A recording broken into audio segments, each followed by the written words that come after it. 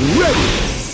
GMA Weather, serbisyong totoo ng GMA News.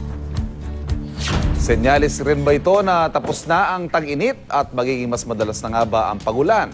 Tanongin natin si Mang Tani. Mang Tani? Yes, good morning, Ivan.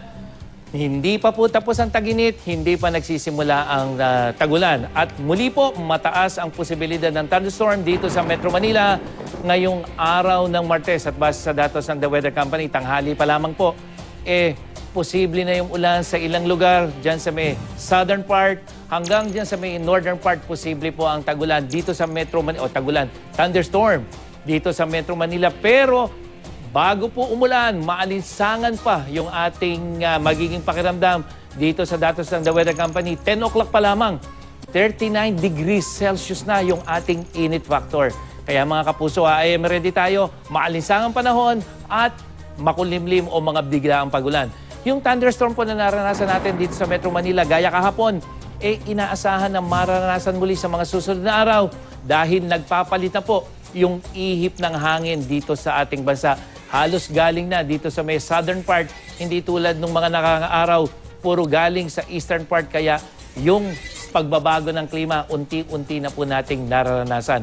At yung dami ng ulang kahapon, 62 millimeters po yung naitalayan ng Pag-asa sa kanilang Science Garden Station dito sa Quezon City sa loob lamang ng mahigit 1 oras. At itinuturing yan at torrential rains, pinakamataas sa rainfall classification sa bawat oras ng Pag-asa. So pag po yan ang naranasan nyo, more than 30 millimeters per hour, napakataas na ng tsansa, posible na po yung pagbaha, lalong-lalo na doon sa mga mabababang lugar.